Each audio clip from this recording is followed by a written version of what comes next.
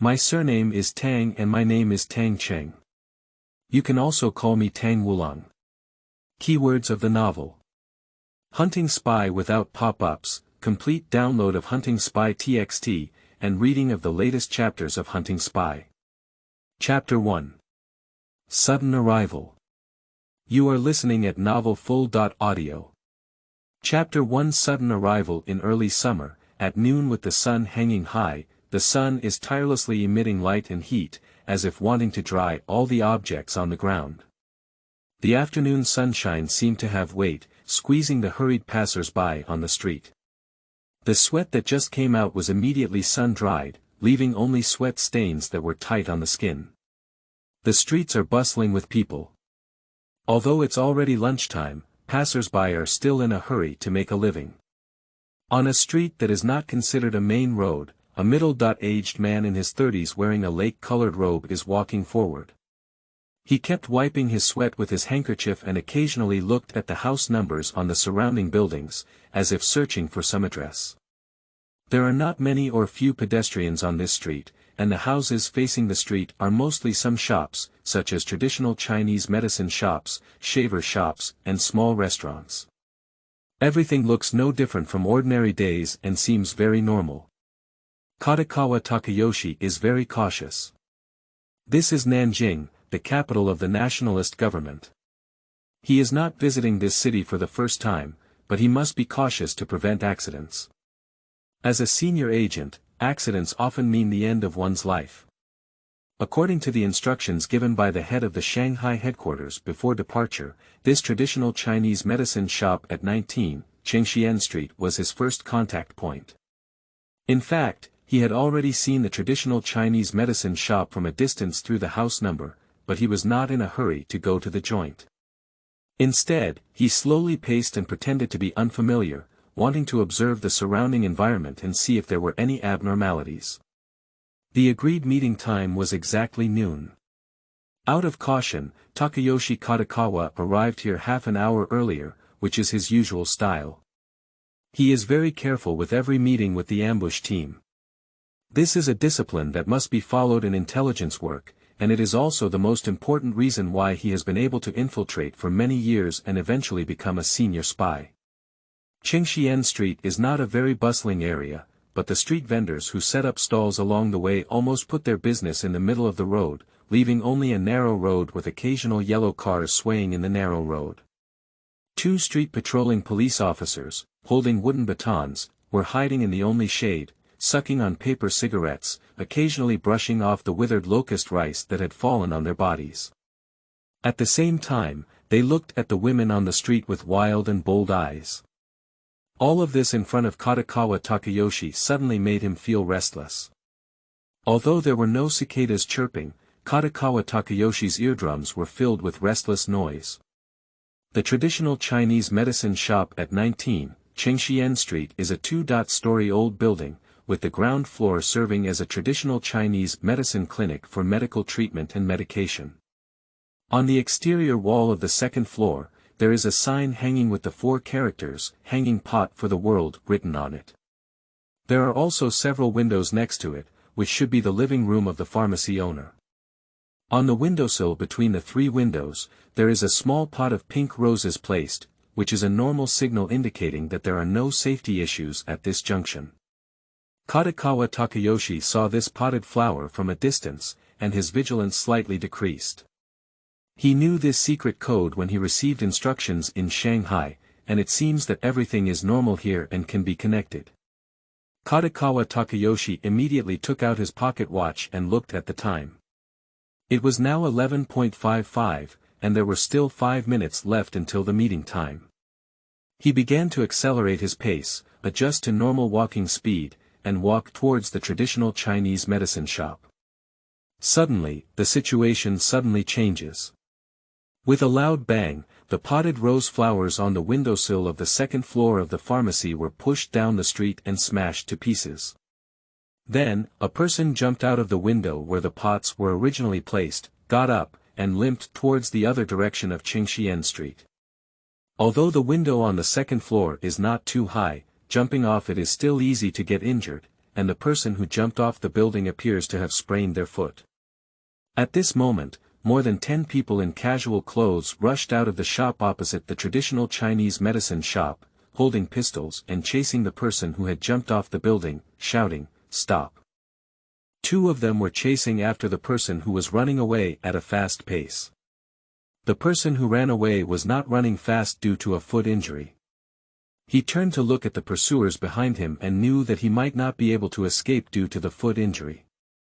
So his heart sank, and he grabbed a pair of scissors from a small street vendor, waving them with his back, and happened to tie them onto the arm of a pursuer who was reaching out to grab his clothes. The pursuer let out a scream, and it was his right hand that was stabbed by scissors. The pistol couldn't be held and fell to the ground for a moment. Just as the fleeing person was picking up the dropped pistol, another pursuer had also arrived and without hesitation kicked the person who was picking it up. The person who ran away moved quickly. As soon as he picked up the gun, he immediately rolled aside and raised his hand to shoot the pursuer who had just kicked him. With a loud bang, the opponent's body paused for a moment before collapsing with a loud bang. The gun was accurate and hit the heart directly. And the more than 10 people chasing behind immediately dispersed as if they had received an order upon hearing the gunshot, and began to search for a hiding place. And the person in front with a foot injury fired 2 more shots, first killing the person not far away who was stabbed by scissors, then dragging the injured leg and shooting towards the back while continuing to run forward. Since the gunshots rang out, all the pedestrians on the street began to scream and hid in the shops on both sides of the street to avoid being hit by stray bullets. Katakawa Takayoshi was no exception. After the potted rose fell from the window to the ground, he stopped and prepared to walk into the nearest shop. He understood that there was a big problem with the junction and that his behavior must appear unrelated to everything, which was a way to protect himself. At this point, if one immediately turns around and walks away, it is too conspicuous and can easily attract the attention and suspicion of those with intentions. Walking into a street shop should be a normal behavior that can be explained, and one must conceal their identity. So when he heard the continuous gunshots on the street, he also had a frightened expression like the others in the shop, squatting on the ground. This is the reaction of the general public when encountering a sudden gunfight, and if they want to conceal their identity, they must do so. Although he was very anxious and wanted to know what was going on outside, in order to protect himself, he couldn't extend his head out to check. At this moment, there were no more people on the street except for the 2 sides engaged in gunfire. The gunfight was intense, and gunshots rang out one after another. In less than a few minutes, the gunfire suddenly stopped, and the people hiding in the shops on both sides of the street still dared not come out. No one had the courage to go out and inquire about the situation at this time. Katakawa Takayoshi was secretly frightened in his heart. It was obvious that the location of the meeting had been taken over by the enemy, and he had even taken control of the traditional Chinese medicine shop and set traps waiting to catch those who came to meet. Katakawa Takayoshi is both saddened and puzzled at this moment. It is very confidential for him to come to Nanjing to carry out his mission. Why would the enemy know the news so accurately? What exactly is the problem here? At this moment, Takayoshi Katakawa's heart was in a state of confusion, with no clue at all. He could only temporarily let go of his doubts and began to consider how to escape. At this moment, the gunfire on the street had stopped for a while, but there was a sound of motorcycle engines and truck brakes. With the sound of trucks and motorcycles braking, Takayoshi Katakawa heard bursts of rapid running sounds, and it sounded like many people were coming from the streets outside. Katakawa Takashi boldly peeked out of the shop window, only taking a glance. Suddenly, Katakawa Takashi felt that his entire body was covered in blood and seemed to have solidified. The people who appeared on the streets were a large number of strong men wearing dark Zhongshan suits. Takayoshi Katakawa, who had fought with Chinese intelligence agencies multiple times in Shanghai, was not unfamiliar with people in such attire. He knew that these people should all be from the military intelligence department of the nationalist government. Like his affiliated special high school unit, Takayoshi Katakawa knew that this military intelligence agency was also a secret intelligence agency. The Shanghai headquarters of the special high school unit had fought against them several times. Although it stabilized their situation, it could still be considered a heavy loss. If the military intelligence department had taken action, then there would have been a normal answer to this sudden incident. The other party should have discovered this junction from some clues and tried to control it to catch more fish using this bait. Unfortunately, things didn't go as planned. The people at the junction suddenly erupted, not only destroying the signal representing safety, but also using their own lives as a cost to lure the surveillance personnel lurking around, issuing a warning for themselves who almost fell into the trap. Katakawa Takayoshi suddenly felt a slight itching in his eye sockets and reached out to gently wipe them. A hint of dampness and heat appeared on his fingertips. Quickly, a large number of police arrived, and under the guidance of some Zhongshan suits, the hurried police began to follow the street and drive out all the people hiding in the shops on both sides. Following the instructions of the police, Takayoshi Katakawa, like everyone else, stood honestly on the street waiting for questioning and screening. On both sides of the street, there were people waiting for inspection, and more than 20 police officers divided into several waves. Starting from the middle of the street, they paid attention to checking the documents of these people. If anyone appeared suspicious, they would even ask a few questions. "Your ID." A voice sounded in front of Takashi Katakawa, who instinctively raised his head and glanced at him, sighing at his youth. At the same time, Takashi Katakawa's heart, which had been hanging tightly, unconsciously relaxed. The police officer who appeared in front of Takashi Katakawa looked very young. According to Takashi Katakawa's judgment, this young police officer appeared to be only 18 or 19 years old.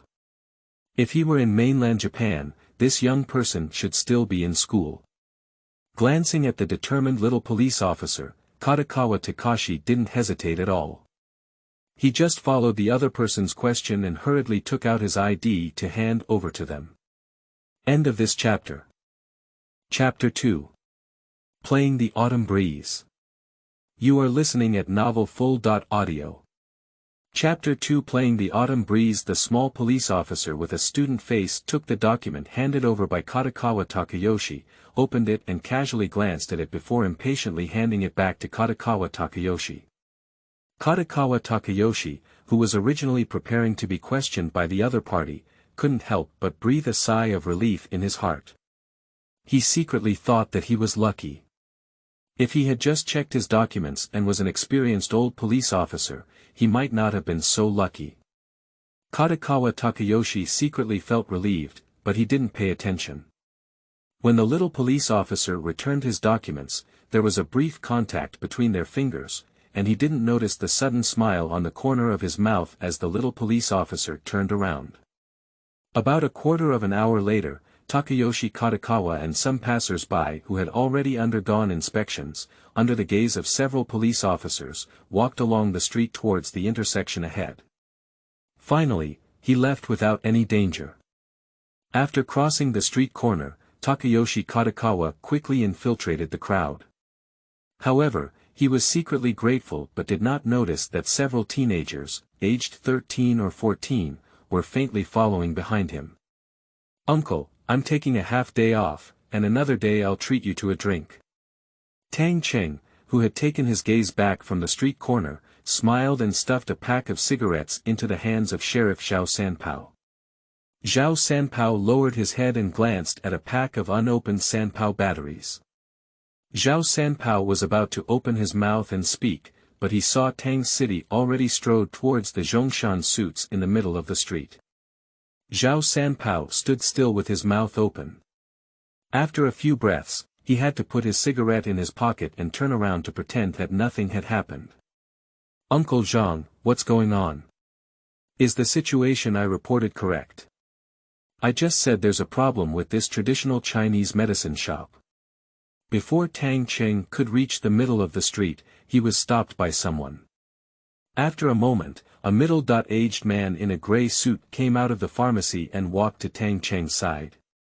Tang Cheng smiled at the other person and extended 3 fingers, just a back and forth rubbing motion, which immediately made the middle-aged man's face look a bit ugly. However, he gritted his back teeth and took out a stack of bills from his pocket and handed them to Tang Cheng. "You kid, you're just a dead money seeker. All the funds in our team are prepared for you, kid." The man in the suit obviously had a close relationship with Tang City, and in anger, he even reached out and hit Tang City with a blast. "Uncle Zhang, look at what you're saying. I also make money by my own abilities. Besides, you know my family's situation. My kind-hearted old lady always likes to pick up some cats and dogs to come back. If I don't work hard to make money, the dozen or so in the family, you want them all to go drink the wind."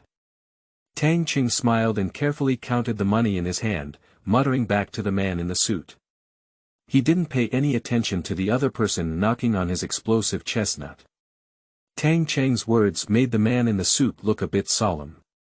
He let out a deep sigh and took out a few pieces of ocean from his pocket to hand to Tang Cheng. "Don't worry, Uncle Zhang. As I said, I make money by my skills." The ocean handed over by the man in a suit was pushed back by Tang Cheng, who waved the money at him. Tang Cheng smiled. Capturing a Japanese spy costs 300 yuan, and providing clues to report one also costs 50 yuan. This is 150 yuan, including the previous bonuses, which is enough to cover my family's expenses for several months. When my dad was alive, he often said, "Just enough money is enough, it's not necessarily a good thing." The man in the suit had no choice but to take back the ocean. "You had the same temper as your father who lost his life. He had already said he wanted you to replace your father and come to our place, but you insisted on becoming a police officer. At least you have studied in high school. It would be great to go to the police station to work as a bookseller, clean and dignified. Now that it's good, you're mixed up as a stinky foot patrol. Bastard boy, what do you think you're looking for?" The man in the suit spoke with a hint of resentment, but Tang Cheng didn't care. "Uncle Zhang, what others say is quite appropriate, but it's a bit unfair of you to say that too." Tang Cheng put the carefully counted banknotes into his pocket. "If it weren't for me being a stinky foot patrol, how could you catch these Japanese spies this month? Your former deputy captain has been working for over a year, right? If it weren't for those Japanese spies, could you have been promoted to captain so quickly? I helped you a lot, but earned you a few small coins. Look at your sore face, do you still have the responsibility of being a captain? How can you become a high-ranking official in the future with your appearance?" Originally, it was a topic that could have sparked an argument between the two, but when it was brought up by Tang Cheng, it made the man in the suit unable to laugh or cry for a moment. The two of them spoke without stopping at their feet. As they spoke, Tang Cheng and the man in a suit stepped onto a messy pharmacy. 3 Japanese spies lurking in this pharmacy, 2 were poisoned, 1 was arrested and escaped and shot, while the man in suit only received 3 corpses.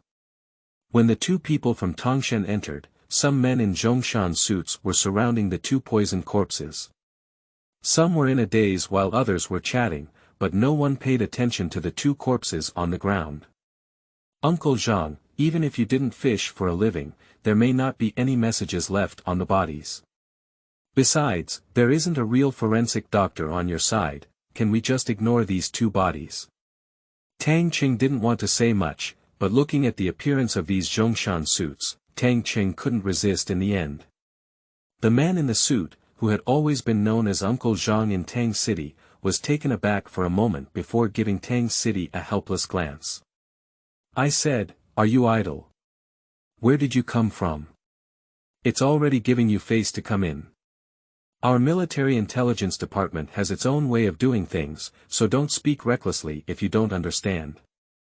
Although the man in the suit said so, he still asked one of his subordinates to explain a few words, and then 2 Zhongshan suits bent down to inspect the 2 corpses on the ground. The smiley expression on Tang Cheng's face made the man in the suit very angry. The military intelligence department was not established for a long time, and most of the personnel were drawn from the army. These muscular guys were skilled in fighting, but they were far behind in doing these meticulous tasks. "Tell me, what do you want?" Looking at Tang Cheng's expression of looking around, the man in the suit knew that Tang Cheng would definitely not come into the pharmacy with him because he was idle. "Uncle Zhang, look at you, that's a bit unfair. When I called you to report the clues, you treated me like a piece of treasure. The matter has just been completed, and you treat me like a piece of shit, but not like you." Tang Cheng greeted those familiar faces and whispered to the man in suit, but his gaze kept wandering over the medicine cabinets behind the counter. Tang Cheng deliberately spoke to the other person in this way, hoping that they would still treat him as a child in order to achieve their goals. The area of the first floor of the pharmacy is not very large. The 6 or 7 of them in Tang Cheng are all on the first floor, which makes it seem that there is not enough space. Tang Cheng gradually moved towards the counter, but it did not attract the attention of the man in the suit. In the time of about a cup of tea, Tang Cheng kept whispering and chatting with the man in suit. When he was leaning against the edge of the pharmacy counter, Tang Cheng suddenly changed the topic and asked the man in suit next to him even more quietly. "Uncle Zhang, this pharmacy is a hiding place for Japanese spies. Since you have already discovered this place and all 3 Japanese spies here have died, what should be done with these household decorations inside?" Tang Cheng asked in a low voice, causing the man in the suit to immediately realize that something was wrong in Tang Cheng while feeling suspicious. Recalling what happened after he gave the money to Tang City earlier, the man in a suit immediately realized and finally understood Tang City's purpose and intention. "I said you're a little older, and your father is a straightforward man. Why is your kid a stubborn money seeker? Let me tell you, how to deal with this depends on the meaning above. Don't cause trouble for me. If something really happens, Uncle Zhang, I'm afraid I won't be able to save you." The man in the suit's words made Tang Cheng sneer and say, "Uncle Zhang, look at what you're saying. Our transaction is clearly priced, and besides, I haven't cheated on you. I just casually asked, and the opportunity didn't mean anything else. I was thinking that this pharmacy should be closed soon, so these medicinal herbs shouldn't be wasted. Uncle Zhang, you and my father are old friends, and my mother's health has always been poor. Can you give me some medicinal herbs? I can take them home for my mother to use." The playful and smiling face of Tang City is really annoying, but he is just an adult. The man in a suit, who is already angry and about to hit someone, pointed at Tang City and trembled for a while, only to turn his head in anger. Upon seeing this, Tang Cheng was overjoyed and immediately bypassed the counter to head straight for the row of medicine cabinets he had already looked at, muttering confidently. "Ginseng is so good. Oh, why did you cut it into slices? It's also okay. Cordyceps should be good. Haha. And deer antler slices, I've caught them now." The medicine cabinet in the pharmacy is full of 3 rows, and Tang City specifically selects those valuable and precious medicine cabinets to open. In no time, on the counter behind Tang City, there are more than 10 paper bags of various sizes placed. These paper bags contain either ginseng tablets or Cordyceps sinensis and deer antler. I'll say you, that's about it. Tang Cheng's shamelessness made the man in the suit very helpless. Finally, when Tang Cheng happened to turn around, he grabbed Tang Cheng's arm and forcefully pulled him out from behind the counter. "Uncle Zhang, please let go of me first." Tang Cheng, who was pulled out from behind the counter by the man in a suit, was not angry either. He just flipped out a cloth pocket from under the counter and wrapped the paper on the counter into the cloth pocket, while smiling at the man in a suit. "Uncle Zhang, do you also think that I'm just here to catch the autumn breeze?" After saying these words, Tang Cheng immediately remained silent, but his face showed a look of you asking me quickly. End of this chapter. Chapter 3. Objectives. You are listening at novelfull.audio. Chapter 3 Objectives. The man in the suit had no choice but to reach out and hold down the cloth bag. "Stinky kid, you're still getting into a fight with me, right? If you can't say 5, 6, or 6 things today, I'll have to buckle these things up. Tang Cheng knew that the other party was just bluffing, so he smiled and pricked the mouth of the cloth bag, then stretched out his right hand to make a smoking gesture at the other party. As the two were entangled and laughing, a sweaty rickshaw puller suddenly appeared outside the pharmacy door led by a police officer. "He's here to find me, let him come over." Tang Cheng, who saw the other party, shouted at several Zhongshan suits outside the pharmacy door. At the signal of the suit man, the rickshaw puller who was stopped outside quickly walked in, wiping the sweat off his face. "Xiao Wu, I've found it. Heisey asked me to come back and deliver the letter, but he's still watching over there." The rickshaw driver didn't care about the man in a suit standing next to him and whispered to Tang Cheng. The latter's eyes lit up, and then he nodded and whispered a few questions to the rickshaw driver. After a moment, Tang Cheng turned to look at the man in the suit. "Uncle Zhang, you should be old and prosperous today." Tang Cheng's words made the man in the suit's heart skip a beat, and an uncontrollable ecstasy appeared on his face. Sure enough, Tang Cheng's words below did not surprise him. "When I checked my documents, I found someone with some abnormalities, so I secretly arranged for someone to follow him along the way. The guy being watched over should not be an ordinary person, and there were at least 2 anti-tracking actions along the way, but fortunately, his whereabouts were still discovered by my people." "Where is it?" Before Tang Cheng could finish his sentence, the man in a suit immediately asked. Although the pharmacy had not yet fully inspected, all 3 Japanese spies lurking here had already died. In the case where all the targets have died, this case is almost impossible to continue. Who knew that just as I was dozing off, a pillow was sent to me in Tangcheng? This kid actually discovered a new target, which is undoubtedly great news. Beihua Street. Tang Cheng's answer was simply concise, but Beihua Street is not small, and he can't monitor the entire area. Moreover, he doesn't have as many people under his command. Just as the man in the suit was about to hold his breath and stare, Tang Cheng suddenly smiled and extended the 2 fingers of his right hand, making a gesture of counting money as he turned west. "Uncle Zhang, I have a premonition this time that you will definitely catch a big fish, so the price also needs to increase." Suppressing his anger, the man in the suit almost gritted his teeth and agreed to a bounty of 200 yuan. Only then did Tang Cheng signal the yellow carriage driver to lead the way to Beihua Street. The pharmacy only left a few Zhongshan suits and a dozen police officers responsible for the aftermath, and the rest of the staff followed them to Beihua Street. "Little Five brother, we followed us all the way here and suddenly couldn't find that person. Later, we quietly separated half of the people and went to the other end of the street, but we didn't see any trace of that person. If nothing unexpected happened, that person should still be on Beihua Street."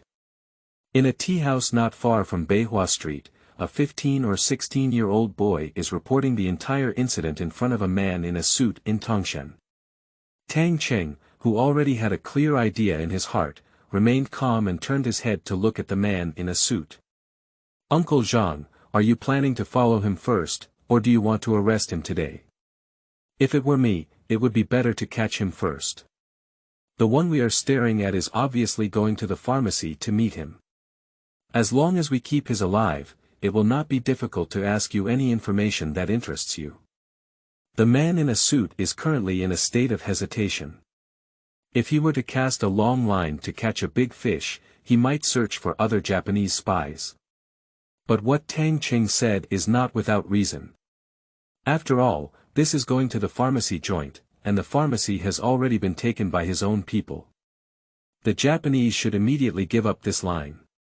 In the current situation, it is still cost-effective to do it one by one. After all, this is a real credit and achievement. It's not impossible to catch him now, but Beihua Street is so big, and we don't know the specific location of that person yet. It's very difficult. The man in the suit pondered with some difficulty. Everyone wants credit for it. In the past 2 months, my team has relied on clues reported by Tang Cheng to successfully capture several Japanese spies in a row. Whether it's my immediate supervisor or several other department heads, they all favor me. But if there is an accident during the arrest, it will definitely be oneself who bears the responsibility in the end. I am just a small action team leader, and if I cannot bear the responsibility, I will end up in pieces. The hesitant expression in the eyes of the man in the suit was seen by Tang Cheng vividly. If he didn't expect the other party to make money, he would only look at the other party's irresponsible face, and Tang Cheng wouldn't hesitate to pay attention to him.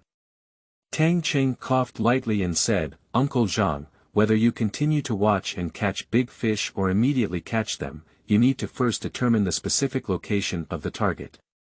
I will handle this matter, and I suggest that if you can't make up your mind, it's best to report to your superiors first. In case things don't go smoothly, you should also be prepared." Tang Cheng's words were a wake-up call to the dreamer. Following Tang Cheng's request to find a pencil and drawing paper, the man in a suit immediately went to a nearby CAFA, where he wanted to call his superiors to report the matter. According to my own memory, Tang Cheng began to slowly outline and draw in detail on paper. He had already learned sketching in his previous life, and when it comes to it, his parents enrolled him in a study class last semester. My original idea was to take the path of adding points to my strengths during the academic entrance examination, but later I gave up for some reasons. However, several years of study have given him a good foundation in sketching. Portraits emphasized the interplay of pen frames, from composition to brushstrokes, shading, and depicting details. The entire painting is a three-dimensional representation. With continuous modifications and corrections, under the surprised gaze of everyone, a clear sketch finally slowly took shape under the pen of Tang Cheng. At this time of the Republic of China, Western painting was still just beginning to enter the sight of the Chinese people, and there were still very few people in contact. The sketch drawn by Tang's city at this moment immediately shocked and surprised them greatly. "Xiao Wu Gu, your drawings are really good, they can all be used as photos." 16-year-old Su Zixin couldn't help but praise them. Beihua Street is densely populated, and it's almost like finding a needle in a haystack to quickly find someone from here, but it can't stop me. Tang Cheng gestured to the man in a suit, gesturing for the paper in his hand. "Uncle Zhang, find a camera, take a picture of this portrait, and then develop a large number of photos.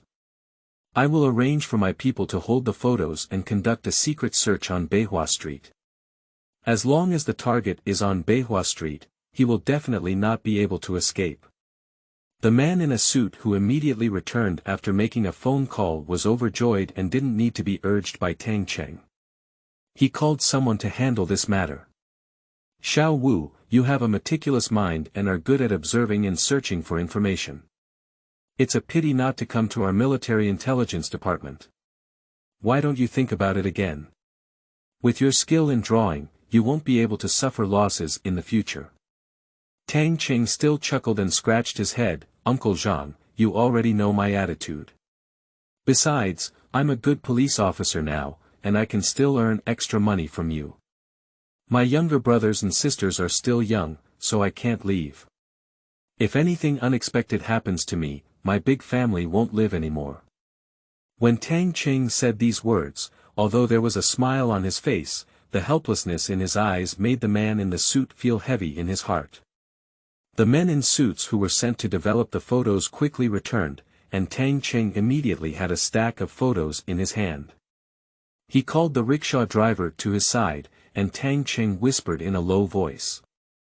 "Dog brother, send these photos to your fellow villagers and tell them, whoever finds the person in the photo first, I will be grateful to Tang Xiaowu. But remember to tell them, don't disturb the person in the photo. My 50 yuan is not easy to earn."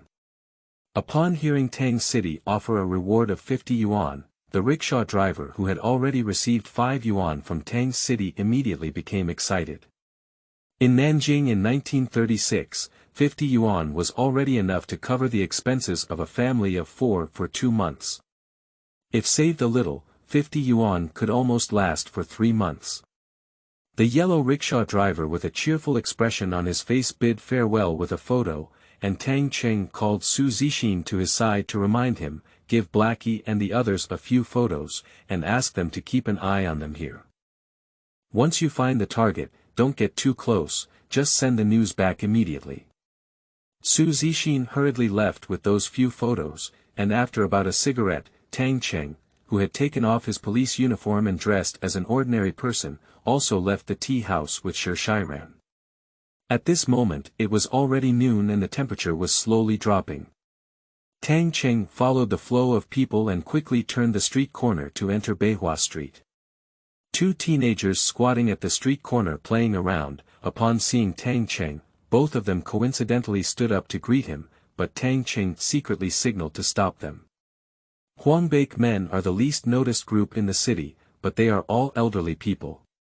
If they stay on Beihua Street for a long time, they will definitely not be able to hide the observation of those with intentions.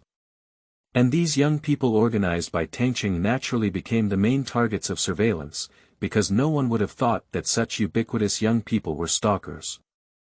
After secretly signaling to the two young men guarding the street corner, Tang City truly entered Beihua Street. At this moment, Katakawa Takayoshi, who had already changed into a new outfit, was carrying a suitcase out of the hotel. Katakawa Takashi, dressed in a suit, leather shoes, and a top hat, walked out of the hotel carrying a suitcase. He looked as if he was about to go far away. A rickshaw driver who was waiting diagonally across from the hotel saw this and quickly pulled his own rickshaw to greet him. He greeted him warmly, "Sir, do you want a car? My car is fast and stable." End of this chapter. Chapter 4. Fish in the Net. You are listening at novelfull.audio. The source has no content or has errors. Chapter 5. Untitled. You are listening at novelfull.audio. Chapter 5 Untitled. After explaining to these young men, Tang Cheng Sir Shiran turned around and left, earning 300 yuan in a morning. However, Tang Cheng's face did not show much joy. Walking aimlessly on the street, Tang City unconsciously walked back to Qingxian Street. The dozen or so police officers who were originally here had already withdrawn, leaving only a few men in Zhongshan attire busy in the pharmacy. At first glance, they were all familiar faces, so Tang Shiran strolled to the entrance of the pharmacy. Looking inside, these men in Zhongshan style were cleaning up the scene inside the pharmacy. "Tiger brother, what are you doing? Why are there only a few of you?" Tang City has always adhered to the principle of not hitting smiling people. Before entering the pharmacy, people would first take out a pack of cigarettes from their pockets with a big smile on their faces. The military intelligence department is a privileged unit, but the salaries of the lower-level team members are not very high. With free cigarettes, no one will say anything to the familiar face of Tang Cheng. Reaching out to take the cigarette handed by Tang Cheng, the strong man led by him said with a bitter face, "Don't mention it. When we fired the gun ahead, we were all ordered to ambush in the pharmacy. No one expected that the inconspicuous pharmacy clerk was also a Japanese spy, otherwise he wouldn't have taken the opportunity to signal and hurt the two of us brothers." Tang Cheng finally understood that these guys had ruined their work, so they were left here to clean up the mess. "Damn it, it's just 2 floors and a few rooms. Brother has checked inside and outside several times, and he hasn't found anything important. He even made brother look disheveled." Wang Hu, who was referred to as Tiger Brother by Tang City, took a deep puff of his cigarette in frustration. "There will be something beautiful going back now. Killing 3 Japanese spies and capturing 3 live ones are different. Our department head is not easy to talk about. Tiger Brother, don't blame me for not reminding you. This kind of cleaning up the mess doesn't sound good, but it's not as bad as you just said." Tang Cheng smiled and took the conversation. When Wang Hu turned to look at him, Tang Cheng closed his mouth and didn't continue.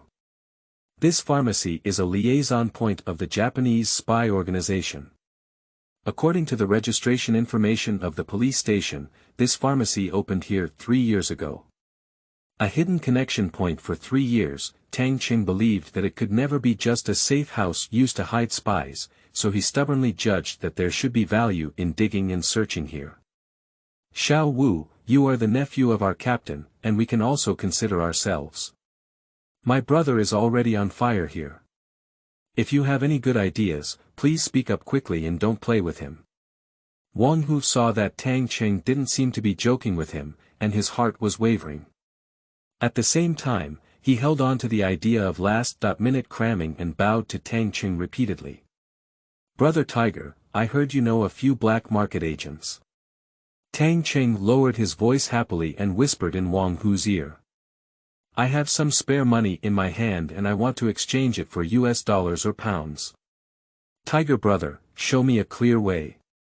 Tang Cheng's words immediately made Wang Hu happy, thinking that it was nothing, just to find a black market broker to exchange some US dollars and pounds. His subordinates can send anyone to help Tang Cheng handle this matter. Brother, I didn't say anything about it. I'll leave this matter to my brother. As long as you help him overcome this difficult situation, and there are good things in the future, my brother will definitely not leave you behind. Wang Hu, feeling overjoyed, patted his chest repeatedly and agreed happily. After waiting for Wang Hu to give a positive answer and assurance, Tang Cheng smiled and said, Tiger brother, do you know what Captain Zhang and his people did? Tang Cheng's questioning left Wang Huling in place. With only the rank of sergeant, he was just a regular member of the 3rd Action Team. If it weren't for his seniority, he wouldn't have been responsible here. As for the rest, he knew nothing. Forget it, I won't tease you anymore. Tang Cheng knew what too much is too little, so he immediately lowered his voice and whispered in Wang Hu's ear. When inspecting passers-by here earlier, Captain Zhang discovered a suspicious person. Now, he should have already led someone to catch that target. Maybe he's doing the same thing as your brother, and even checking the suspect's residence. The whispers of Tang City instantly revived Wang Hu's health. Wang Hu, who knew his team leader's handling of affairs well, couldn't help but feel secretly pleased. Although the operation here at the pharmacy was considered a complete failure, if the team leader caught a new target, it would be considered an explanation to the higher-ups. As long as there is a living hand in hand, the mistakes of their action team in the pharmacy are not a big deal, even the director will not care about these small things. Brother, thank you. When my brother is free, I will definitely treat you to a drink. Wang Hu, overjoyed, patted Tang Cheng's shoulder behind him, but the latter only shrugged. Sure enough, without much effort, a man in Zhongshan costume who followed the team to Beihua Street appeared outside the pharmacy. Tiger brother, Captain said, just leave 2 people here to watch, and the rest will all go to Beihua Street. We need human support over there. The order conveyed by the incoming person surprised Tang City. When he left Beihua Street, the Japanese had already handed over all his photos to Captain Zhang, and Captain Zhang had brought 6 or 7 people over. How could someone be called over to help? However, doubts come from doubts. These are all matters of the Military Intelligence Department. Tang Cheng doesn't want to show too much curiosity and end up getting himself into trouble. Wang Hu hurriedly left, and Tang Cheng politely bid farewell. Following the street all the way east, Tang Cheng quickly returned to a small courtyard not far from the police station. The yard is not very large. When Tang Cheng walked into the yard, a middle-aged man with grey temples was sweeping the floor with a broom. Sun Bo, didn't I tell you to rest well? Why is it sweeping the floor again? Tang Cheng took a few steps up and forcibly snatched the broom from Sun Bo's hand. Then he reached out to help Sun Bo, who was a bit unsteady, sit down at the nearby stone table. Sun Bo, I invited you here to teach these boys how to read and read. When I need their help with something, if you can't stay idle, drink tea and write. Don't just do this and that, these miscellaneous tasks will naturally be done by them. Facing Tang Cheng's nagging, Sun Miao just smiled silently, waiting for Tang Cheng to finally sit down. Sun Miao then spoke slowly. I'm not someone in my 70s or 80s who can't move. The children have all gone out, and I feel bored staying alone. It's better to use a broom to sweep the floor or something. This way, I can also be considered exercising. Sun Miao's explanation made Tang Cheng roll his eyes, thinking to himself that you are a genuine university professor. How dare we use a university professor to sweep the floor for ourselves? Tang Cheng and Sun Miao were obviously very familiar with each other. The two sat at a stone table, chatting for a while. Tang Cheng then straightened his face and explained today's situation in detail to Sun Miao. After listening to it, Sun Miao pondered for a while before speaking to Tang Cheng. You did a great job today. You are a patrol officer, helping them capture Japanese spies is a duty. However, when dealing with them, you must pay attention to propriety. Their identities are too sensitive, and going too deep is not a good thing.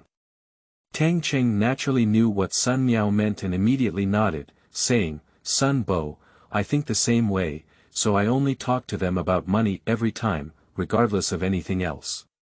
Even if they will be interested in me on their end, in my own situation, I will have reasons to refuse. No matter how arrogant their military intelligence department is, they cannot let me abandon my family and join them. A person who doesn't even care about their family will dare to use it. Tang Cheng's almost rogue-like answer left Sun Miao speechless, but upon careful consideration, Tang Cheng's approach seemed to be the most correct. After chatting with Sun Miao for a while, Tang Cheng got up and went to the backyard, where he kept some of the equipment he usually used to practice martial arts. This courtyard belongs to Sun Miao, and neither the police station or the military intelligence department knows about the relationship between Tang Cheng and Sun Miao. Moreover, they would not have thought that a university professor would hire a small patrol officer as a closed-door disciple. Tang Cheng took off his coat, practiced Wing Chun in front of the wooden dummy, and then sat cross-legged on the cushion under the corridor, recalling all the things that happened today. Meditation is a daily compulsory course in Tang Cheng. No matter how tired or busy, Tang Cheng takes some time every day to meditate, sometimes for an hour, sometimes for 2 hours. In short, the 2 months after his father's death have never been interrupted. Meditation is actually a very effective way of exercise, especially after Tang Cheng mixed the Taoist breathing and breathing techniques. After only half an hour of meditation, Tang Cheng felt that his body was full of strength. Sun Bo, I'll leave first. When I have time, I'll accompany you to have tea and play chess. Returning to the front yard, Sun Xian's tea had already cooled down. Tang Cheng took a gulp of air from the teapot and then walked away amidst the laughter and scolding of Sun Bo's cow chewing on peonies. Sun Xian's small courtyard can be considered a place to relax in Tang City. Although Haizi and his companions often come here to study and read with Sun Xian on weekdays, they are unaware that Tang City also frequently comes here. Everything in the future has long had nothing to do with Tang Cheng.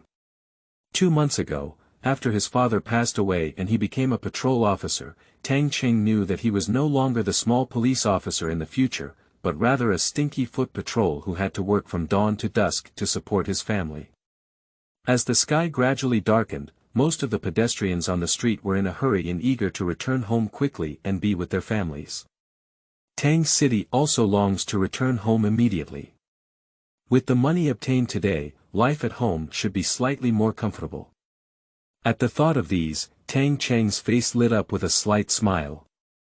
The familiar street lamp in the distance also gave Tang Cheng the power to go out of poverty, and everything in front of him seemed to warm up. End of this chapter. Chapter 6. Family Members. You are listening at novelfull.audio. Chapter 6. Family Members. Haizi, be honest with me, how did all this money come from? In the smoke-filled kitchen, Tang Wan, who had short and capable hair, asked Haizi with a stern face while cutting vegetables. When Tang Wan received the full 300 yuan, she could hardly restrain her pounding heart. Tang Wan, who has been working for half a year, has seen so much money before, but all the money she has seen is from her boss. The 300 yuan in her pocket at this moment is from her own family. Sister, I've told you several times that all this money was from Brother Wu asking me to give it to you. Don't you believe me, don't you? Otherwise, you'll just wait for Brother Wu to come back and ask him yourself. The aggrieved Blackie stubbornly replied to Tang Wan, but upon closer inspection of his eyes, he occasionally glanced out the door, clearly hoping for the appearance of Tang City. Humph. Just ask, do you think I dare not ask him? Haizi's answer clearly did not satisfy Tang Wan, and she let out a cold snort from her nose.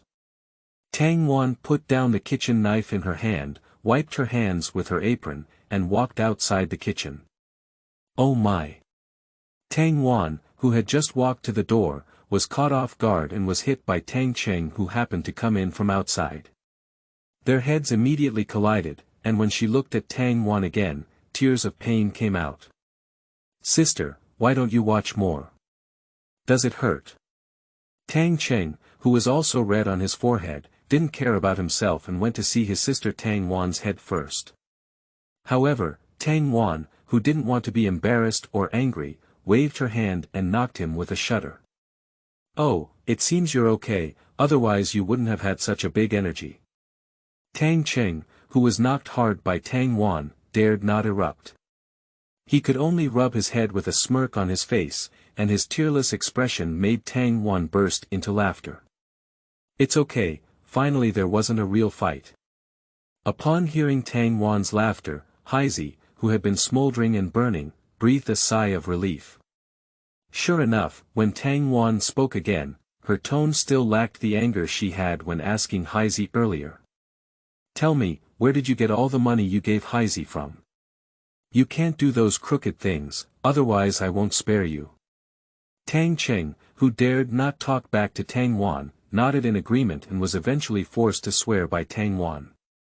Sister, I'm your younger brother, don't you know me yet?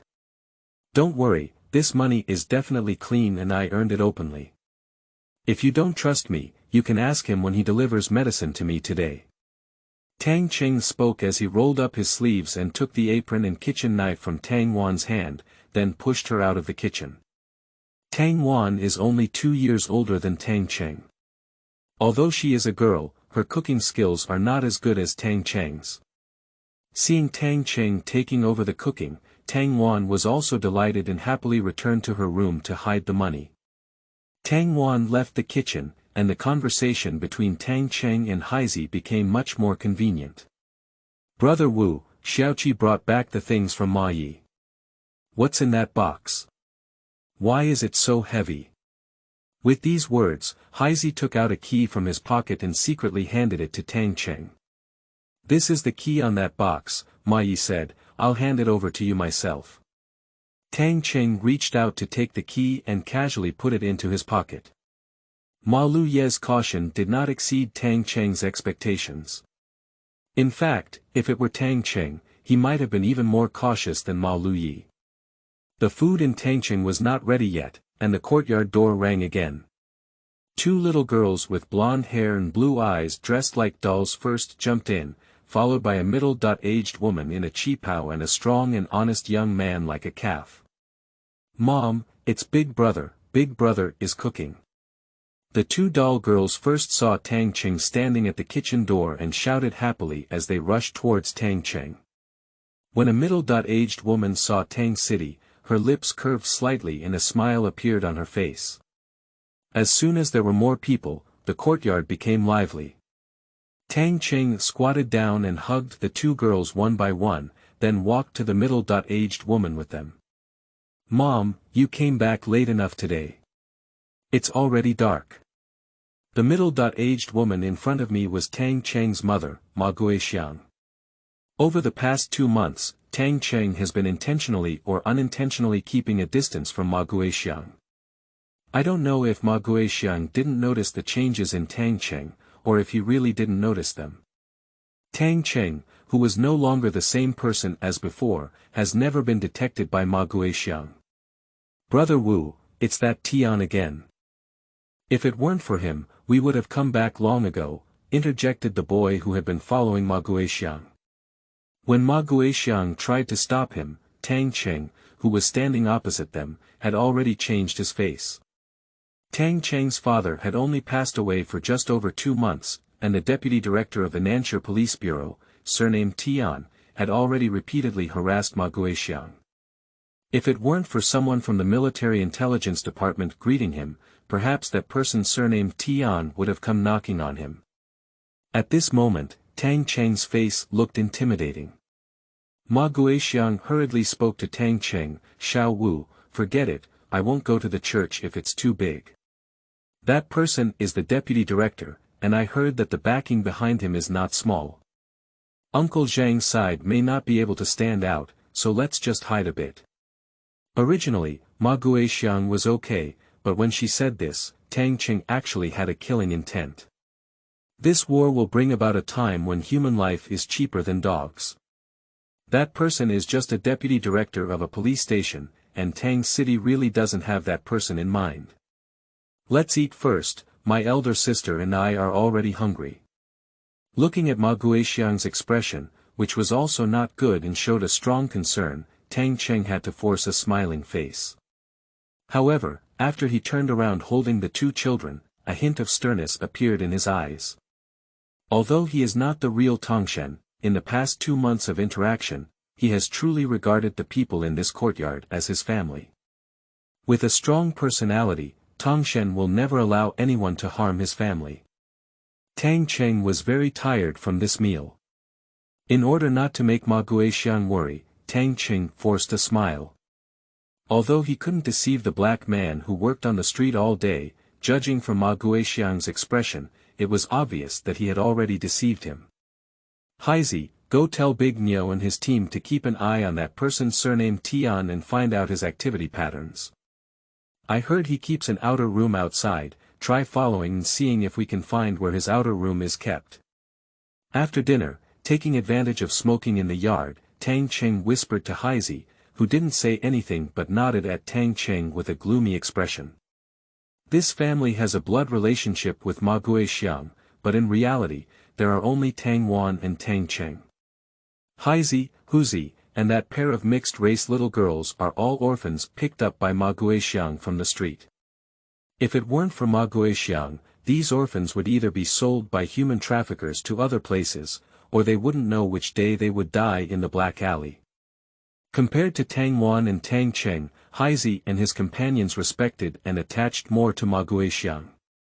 Ma Guixiang, who lived a simple life, naturally wouldn't know these things. Besides, Tang Cheng and Haizi even kept it a secret from Tang Wan. When they returned to their room in Tang Cheng, they locked the door of the house and eagerly picked up the wooden box that Xiao Qi had brought back from under their bed. The Ma Yi, who was supposed to come to deliver the medicine at night, did not come to the door, and Tang Cheng, who was restless in his heart, did not go to find the Ma Yi. He only eagerly came to see the things that the Ma Yi had helped him with after Haizi left. Haizi was right. This wooden box indeed had some weight. When Tang Cheng opened the long wooden box, the first thing that caught his eye was 2 thin steel wires wrapped together. Upon closer inspection, Tang Cheng found that these 2 seemingly thin steel wires were actually made up of multiple strands of thinner steel wires. Tang Cheng, who was overjoyed in his heart, took out the steel wire from the wooden box and grabbed the circular rings at both ends of the wire, pulling outwards with force, only to find that he couldn't move it at all. There are also some strange-shaped iron small parts in the wooden box, and Tang Cheng, who was already a bit impatient, poured all the things in the wooden box onto the bed and searched for the things he wanted Ma Yi to customize from it. After a slightly awkward assembly, a small hand crossbow made of all steel appeared in the hands of Tang City. Whether it was the crossbow body, grip, or arm, they were all made of steel. Just hang steel wires to replace the crossbow strings, and this hand crossbow, which is not much larger than a handgun, is considered assembled. A bundle of long and short crossbow arrows are also made of steel, but their appearance is different from the featherless arrows required by Tang City. Ma Yi has made protrusions at the tail of each steel crossbow arrow, similar to tail feathers. I believe that such crossbows should fly farther and more accurately than featherless arrows. Looking at the handcrafted crossbows and heavy steel crossbows and arrows that had already been assembled, Tang City could only say that it had found the right person. Ma Ye's ancestors were worshipped by the Imperial Palace's manufacturing office. In addition to this crossbow component and a dozen steel crossbows and arrows, there is also a set of lock-opening tools designed by Tang Cheng himself in the wooden box. Several small tools are wrapped in a piece of sheepskin, making Tang Cheng feel ecstatic. When I graduated from the police academy and went to intern at the criminal investigation team, I specifically studied the skill of sliding doors and locks as an old criminal officer. With these specialized tools, I can pick up this craft again. A person hid in the room and enjoyed themselves for a while, and then Tang Cheng gradually calmed down. It was really good to be able to live another life. Compared to the daily struggles of the previous life, Tang Cheng only wanted to live a simpler and more free life in this life. On the premise of taking good care of his family, Tang Cheng is also willing to do some useful things for the country and the nation, such as using his travel benefits to help catch Japanese spies. End of this chapter. Chapter 7. New Skills. You are listening at novelfull.audio. Chapter 7 New Skills. The rooms in Tang Cheng are not big, and the things in the rooms look a bit messy. However, Tang Cheng can easily find what he needs from them, and similarly, he can also hide some things well in them. Tang City did not attach the crossbow string to the crossbow body, but after playing with it for a while, he lifted a bedboard and hid the crossbow and arrow in the dark compartment. Tang Cheng is now just a small patrol officer and has no qualifications to carry a gun. Even if the police station issues Tang Cheng with a handgun, he cannot use it for highly private purposes. Although the power of a crossbow is not as great as that of a pistol, when firing a crossbow, the movements of a crossbow are much more secretive than those of a pistol. Moreover, the size of this crossbow in Tang City is not large, making it very convenient for Tang City to carry with them. In the wooden box that Lao Chi brought back, there was not only a crossbow and unlocking tool. After Tang Cheng hid the crossbow and crossbow arrows, he pulled out a slingshot with a jujube wood handle from the miscellaneous objects on the bed. The slingshot was originally a toy for children, but the slingshot in Tang Cheng's hand looked different at first glance, especially the double-stranded cow tendon bowstring, which looked very powerful. Tang Cheng tried to pull the slingshot, but unexpectedly, he only pulled it half open. It seemed that he didn't expect this slingshot to be so powerful.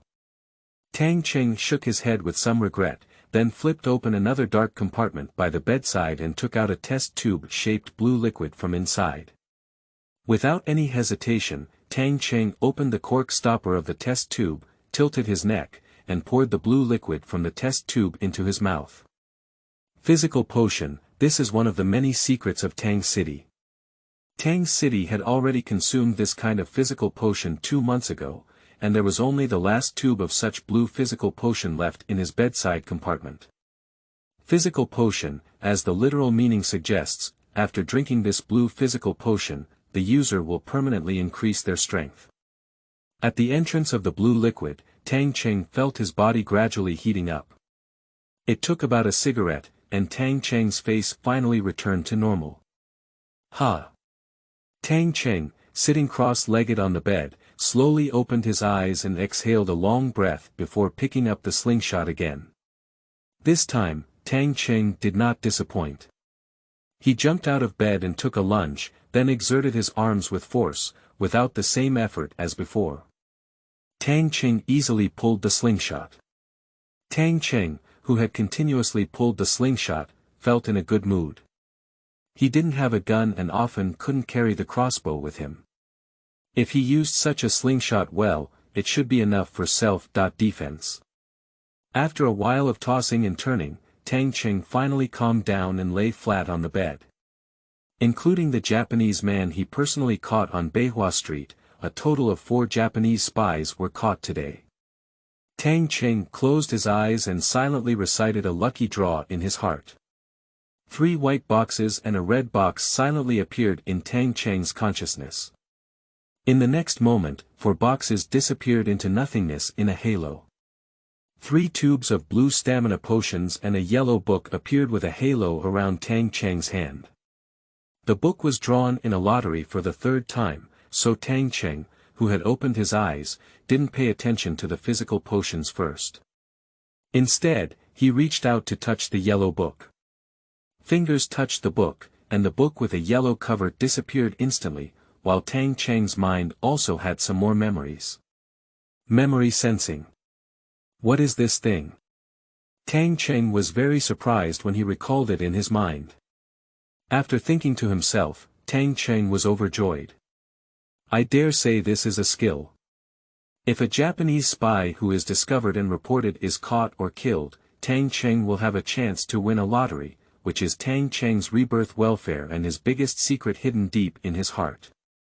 In the past 2 months, there have been 7 or 8 Japanese spies who were reported to the Military Intelligence Department by Tang City. After winning a lottery, they were awarded 3 skills.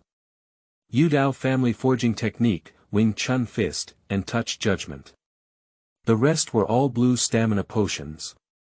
Unexpectedly, today Tang City drew another memory sensing skill. The reason why Tang Cheng determined today that Katakawa Takayoshi is a Japanese spy is thanks to the help of touch detection skills. As long as Tang Cheng uses touch detection skills, his left hand has physical contact with the target character, and the real identity of the target character will appear above their body like a famous character in online games, which can only be seen by Tang Cheng, the spellcaster. However, the skills obtained from this lottery are not without limitations. Within 24 hours, Tang Cheng can only cast the same skill 3 times. Compared to the probing type of touch detection skills, Tang Cheng's newly acquired memory sensing skill is fundamentally the best auxiliary skill for coercing confessions. As long as the performer continuously asks the target character the same question and guides them to recall the question in their mind, the performer can replicate the relevant content memory from the target's memory. This means that as long as it is a memory recalled in the target's mind, the performer can selectively replicate it, but the only prerequisite is that the performer must have physical contact with the target. After figuring out what this memory sensing is all about, Tang Cheng couldn't help but feel happy. Although it can only replicate 3 segments of memory for no more than 15 seconds, Tang Cheng knows that if this skill is used well, it can definitely come in handy. Tang Cheng, who was itching in his heart, immediately got out of bed and put on his shoes to go to Huzi's room. Like Tang Cheng, Huzi had not slept yet. When Tang Cheng entered, Huzi was sweating all over and doing push-ups. "Brother Wu, why haven't you slept?" Huzi stood up from the ground with a simple and honest expression, took the towel handed by Tang Cheng, and wiped the sweat off his body. Compared to those 2 little girls who never stop talking, Huzi is like a gourd with a sawn mouth. With just a greeting to Tang Cheng, he doesn't know what to say. Tang Cheng didn't come to chat with Huzi either. He was looking for someone to test new skills. Tang Cheng immediately pinched Huzi's arm and asked some irrelevant questions before turning around and leaving. Tang Cheng's inquiries to Huzi were all nonsensical questions. Huzi didn't know where to go, but Tang Cheng had already obtained the proof he wanted. Returning to his room, Tang Cheng was extremely excited. In great joy, he took out a tube of stamina potion from the dark box as a celebration and drank it all in one gulp. Lying back in bed, Tang Cheng's body was full of strength, and his heart was filled with a sense of unease. He said that in this chaotic world, there seemed to be another way to support his family. 2 months ago, when Tang Cheng had just been reborn into this era, he was extremely lost and had no idea what he would do in the future. Before he could fully adapt to this era and his new family, his father, who had just been transferred to the Military Intelligence Department, was injured and killed in an arrest operation.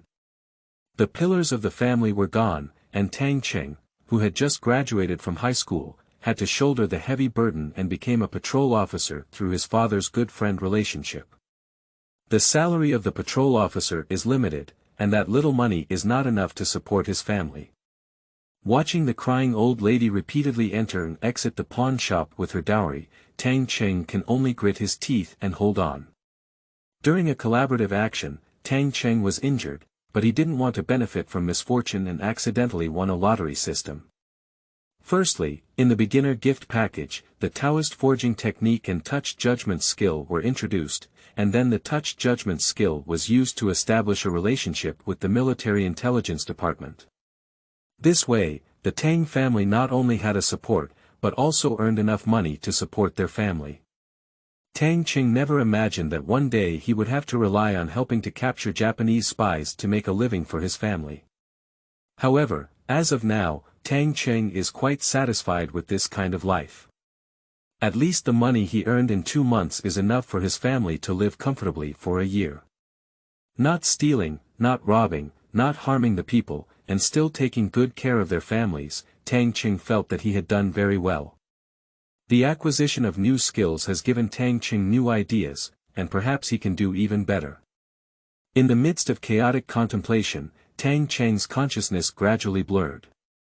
After a few minutes, Tang Cheng, who had been working hard all day, finally fainted and fell asleep. When Tang Cheng gradually fell asleep, Zhang Jiang, who had already taken off his suit, was still busy. The Japanese man who had been caught from Beihua Street was very stubborn. The interrogators had already changed twice, but the Japanese man still refused to say anything. Zhang Jianghe is not an experienced new trainer, so he can only watch as the intelligence department takes on the big responsibility, while he can only sit on the side and watch. Zhang Jiang is already a bit anxious at this moment, because intelligence has a time effect. If the target is not asked for intelligence in a short period of time, and their online and offline contacts cannot reach them, they will be alert and will definitely take measures to decouple. The target that is hard won't be worth a penny, and this hard-to-find clue will be in vain. Their efforts will become worthless. In the agonizing wait, the night passed quickly until dawn, and the criminal who had been interrogated all night still did not speak. Zhang Jianghe, who was greatly disappointed, was very helpless, but he was just a small operation team leader and could not command the usually high-spirited intelligence department. When leaving the military intelligence department for breakfast, coincidentally I met Tang Cheng, who had finished his morning run and returned home. At the strong invitation of Zhang Jianghe, Tang Cheng had no choice but to sit down with Huzi at the street food stall. "What's going on? You didn't ask anything all night." Tang Cheng was shocked when he heard this and immediately pressed his hands on the edge of the table, looking anxious and asking Zhang Jianghe. "Uncle Zhang, we can't just let that Japanese spy drag on like this. Is there nothing else your torture department can do? It's difficult to break through at the moment, and if we use any means, we probably won't be able to sustain it. If we don't, our people will be useless, and we won't have any value at all." Zhang Jianghe was also at a loss. Although this case was led by the operations department, he believed that the intelligence department would definitely not play tricks in it. If there is really a major breakthrough, the intelligence department can also share the credit. Zhang Jiang's worried expression at this moment made Tang Cheng secretly laugh.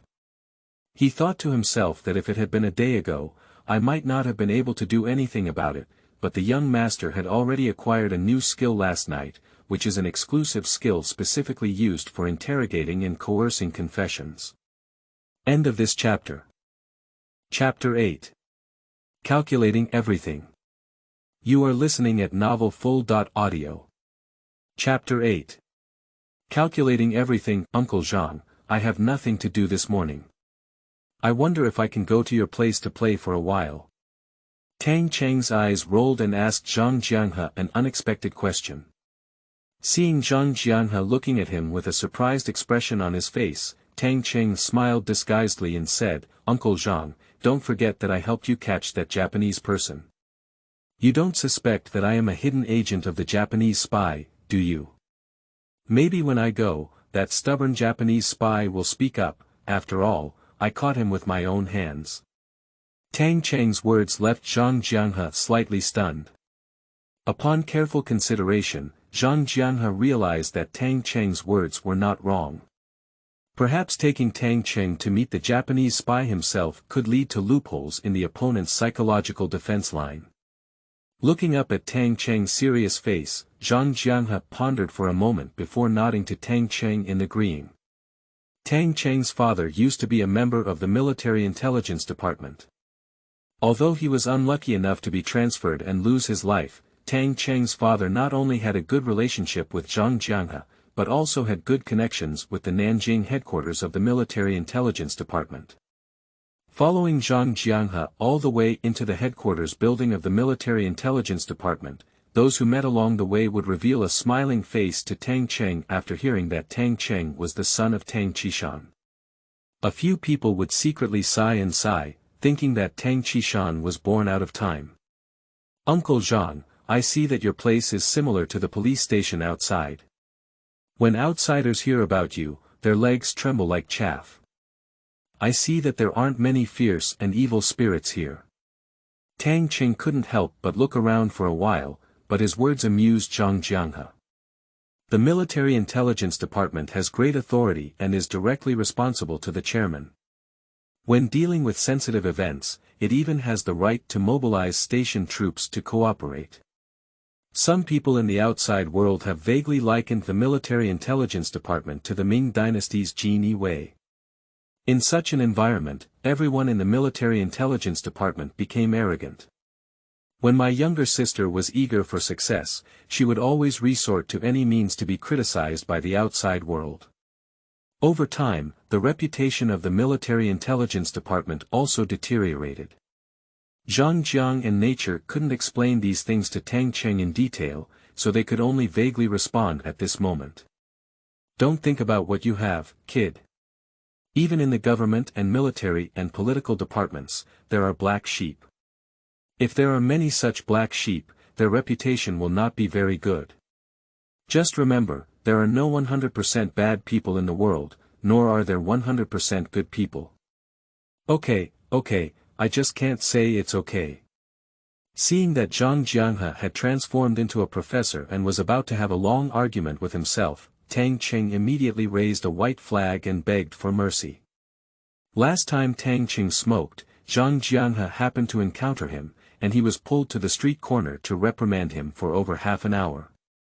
With such a heavy training, Tang Cheng didn't want to go back for another time. Can we take Tang Cheng to see the Japanese spy caught yesterday? However, Zhang Jianghe, the captain of the operation team, cannot make a decision yet. He must first seek advice from his immediate supervisor, the head of the operation department, Jiang Peiluan. It's still early, and the department head Jiang Peiluan hasn't come to work yet. Zhang Jianghe had to first invite Tang Cheng to his office to wait. Just as the two of them were chatting nonsense, a series of phone rings. Zhang Jianghe immediately answered the phone. Tang Cheng listened quietly as an urgent voice rang on the other end of the phone, and Zhang Jianghe's face became increasingly ugly. Finally, he cursed at the trash and abruptly disconnected the phone. After putting down the phone, Zhang Jiang and his forehead were blue, and said angrily to Tang Cheng, "The intelligence department is such a bunch of rubbish. They are so eager to make contributions that the torturers can't stop them. They put the prisoners on the electric chair." The phone said that people were not good at that time, and now there is only one breath left. At this time, I remembered that our action department came and said that they would hand people over to us. His mother wanted to leave the mess to our action department. There is no good thing. Uncle Zhang, what are you doing now? Tang Cheng casually asked when he saw Zhang Jianghe's face not looking good. Zhang Jianghe looked indignant and helpless at the moment.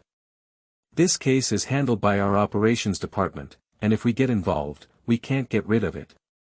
It is reasonable for the intelligence department to demand that we do the final handling. I can only go and see, and do my best to obey fate. Tang Cheng immediately licked his face and requested to go together. He had already tested the effectiveness of a new skill on Huzi last night, and he wanted to see with his own eyes whether this Japanese spy had any hope of using the new skill to extract some intelligence from the opponent's mouth. Perhaps there would be a miracle. The Criminal Investigation Department is no longer in this building, but in an inconspicuous 3-story office building not far away. The upper 3 floors are the office space, and the basement downstairs is the prison where important prisoners are detained and interrogated. This place is tightly guarded, even Zhang Jiang and others need to hold documents and undergo inspections before they can enter. Tang Cheng followed Zhang Jiang and was led into a damp and gloomy basement. Tang Cheng carefully looked left and right, and between them, various torture tools were placed on the walls and tool tables. On the ground, traces of black blood can even be seen seeping in, and on the electric chair, there is a criminal sitting paralyzed with blood and flesh all over his body. A robust man wearing only a shirt on his upper body was in a fit of anger and grabbed the prisoner's collar, shaking it incessantly. Seeing the arrival of Zhang Jiang and the two, he let go of his hand in frustration and shook his head at Zhang Jiang.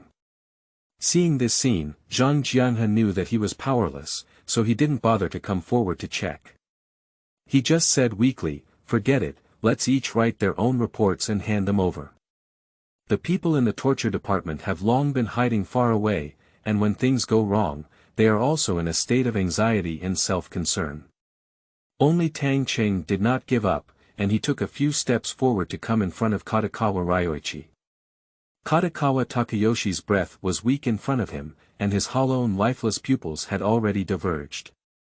His life breath would be cut off at any moment, and if he didn't look closely, he would be completely dead. Tang Cheng sighed inwardly and slowly reached out to pretend to close Katakawa Takashi's eyes, but in reality, he secretly activated a new skill that he had only won from last night's lottery. "What are you doing?" Unexpectedly, before Tang Cheng's hand touched Katakawa Takayoshi, a loud shout came from behind. The robust man just now was staring at Tang Cheng. Tang Cheng stiffened and froze in place, almost reflexively. He immediately looked at Zhang Jianghe. Since Zhang Jianghe could bring him in here, Tang Cheng knew that Zhang Jianghe would definitely have a way to safely take him out again. "Deputy Chief Qian, this is one of my nephews who is currently working at the police station in the south of the city. This Japanese person on the electric chair was caught by my nephew." Zhang Jianghe first explained Tang Cheng's identity, then squeezed his eyes at him and whispered in the ear of the strong man. "This is Tang Qishan's son, the one who died in service 2 months ago." Upon hearing Zhang Jianghe say that Tang Cheng was the son of Tang Qishan, Qian Pingfu, who was originally planning to attack, immediately softened his expression. Although Tang Qishan had already died in service, he was also his former colleague, not to mention Tang Qishan's good popularity in the military intelligence department. Tang Cheng is also a person who can observe his words and expressions. Seeing Qian Pingfu's expression calm down, he immediately smiled and said, "Uncle Qian, I've caused you trouble. I happened to come to see Uncle Zhang. I heard that this Japanese person refused to explain, so I wanted to take a look. Yesterday, when we caught him, it was really exhausting. Good kid, it's not bad he's the son of old Tang. He's just a little younger, otherwise he could have come into our place." Tang Cheng called out to Uncle Qian. Qian Pingfu had a lot of face, and the Japanese around him could no longer be saved. Qian Pingfu waved his hand at Tang Cheng casually, and then ignored this furry guy. Seeing that Qian Pingfu no longer paid attention to him, Tang Cheng once again extended his hand to Katakawa Takashi, but this time he only extended his right hand. Tang Cheng first touched Takayoshi Katakawa's neck and felt that his carotid artery was still slightly pulsating. Tang Cheng then extended his left hand to grasp the pulse gate of his wrist and leaned forward to his ear, whispering, "Are you Japanese? What is your name? What is the purpose of coming to Nanjing? Who is your contact person in Nanjing? What is your contact information?" The series of questions in Tang Dynasty were almost continuous, and even when faced with a normal person, the other person may not be able to react for a moment, let alone Katakawa Takashi, who was on the brink of death with only one last breath left. However, Tang Cheng does not require an answer from the other party. He asks the other party questions, but instead uses a continuous questioning method to awaken their consciousness while they are still alive. As long as Takayoshi Katakawa responds to Tang Cheng's questioning in his mind at this moment, Tang Cheng, who already possesses memory sensing skills, can extract and replicate the opponent's relevant memories accordingly. Katakawa Takayoshi, who had already fallen into a deep coma, only felt his body warm at this moment.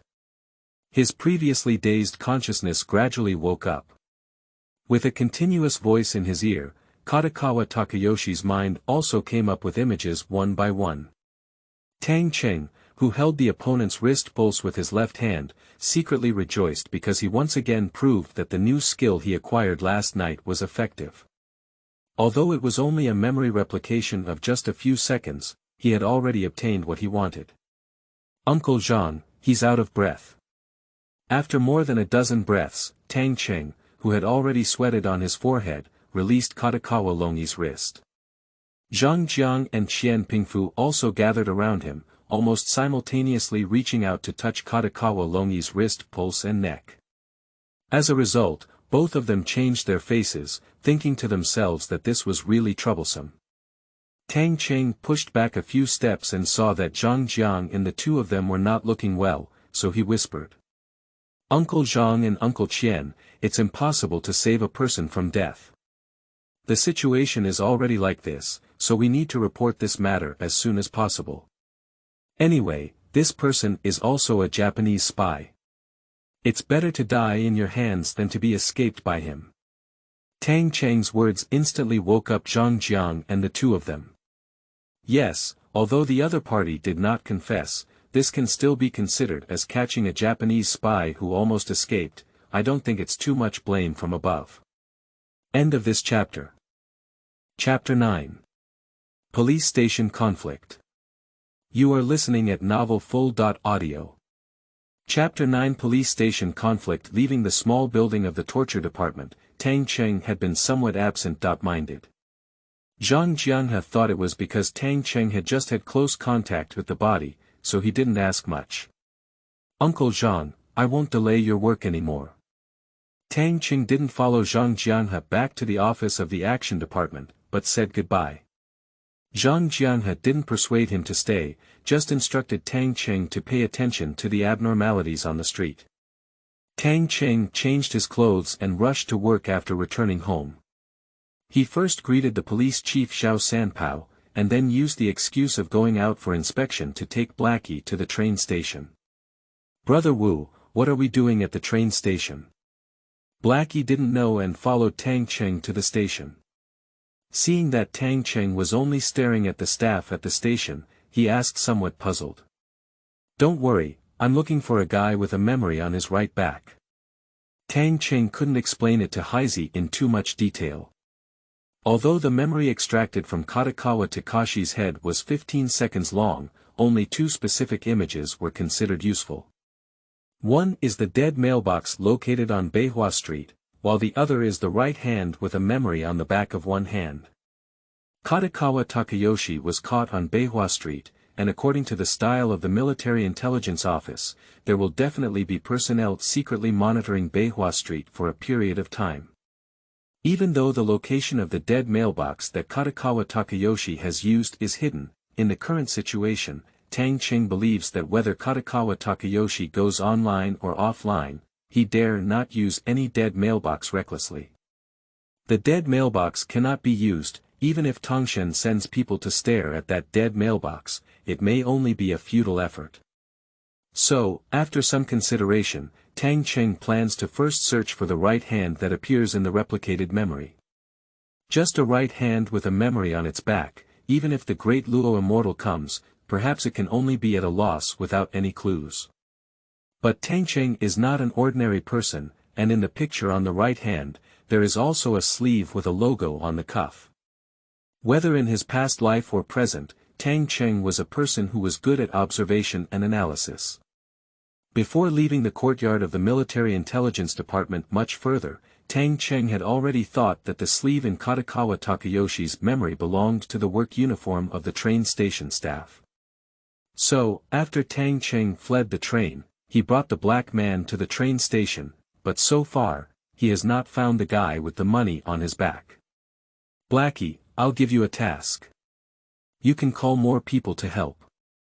Taking Blackie through both the inside and outside of the train station, Tang Cheng, who still couldn't find his target, felt a little anxious and immediately handed over the task of finding someone to Blackie.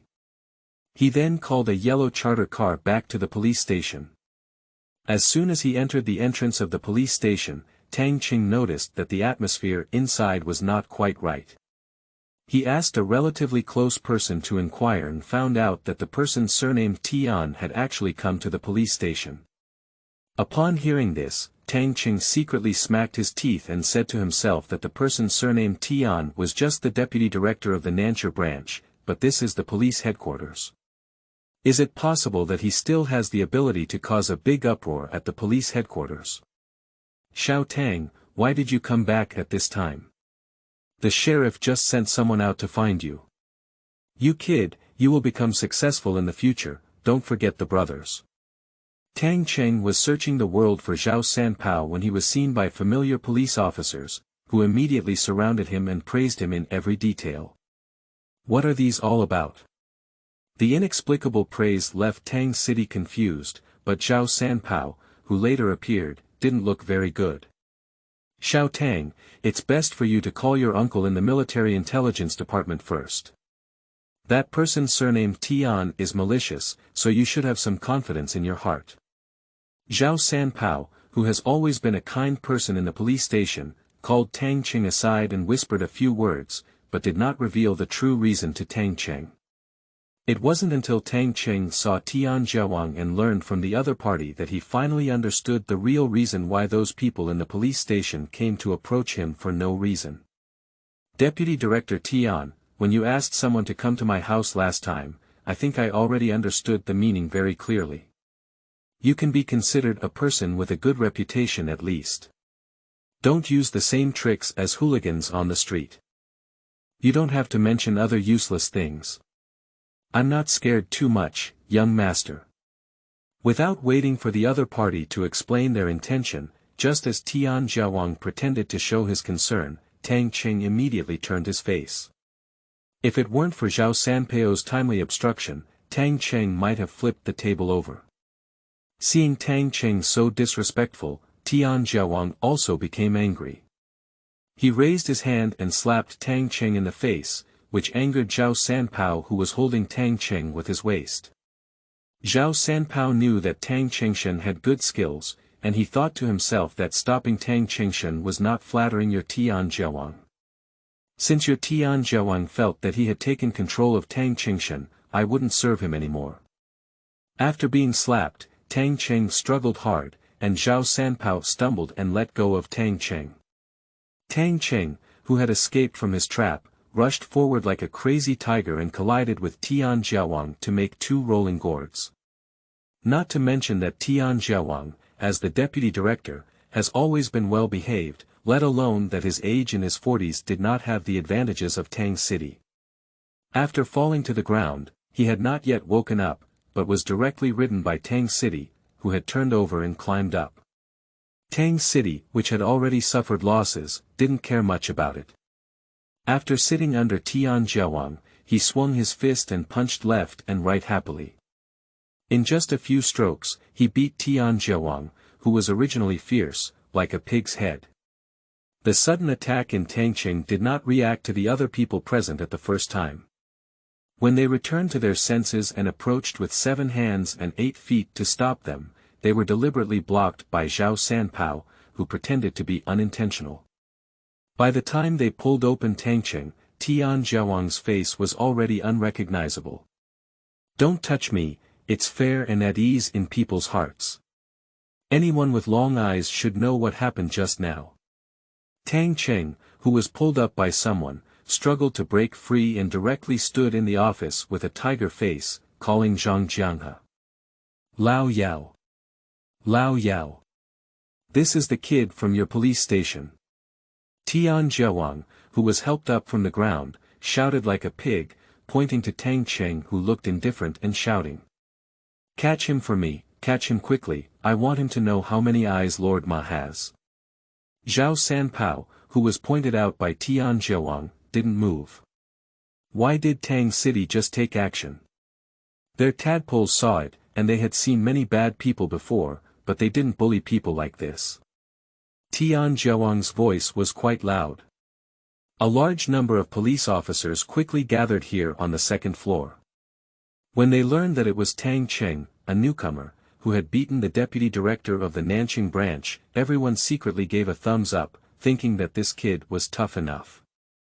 Although Tian Jiawang is a deputy director, his reputation within the Nanjing police system is not very good. If it weren't for everyone's concern about the people behind Tian Jiawang, this guy might have been punished long ago. Tang Cheng is showing such a tough attitude at this moment, and in fact, Tian Jiawang himself is also a bit struggling.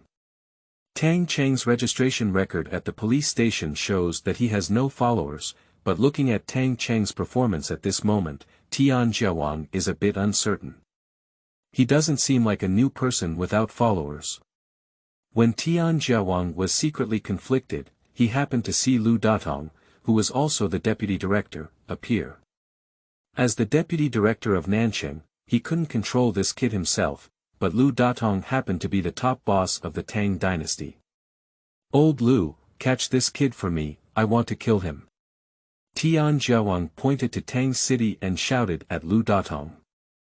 Lu Datong, who was originally just looking at the excitement, was speechless.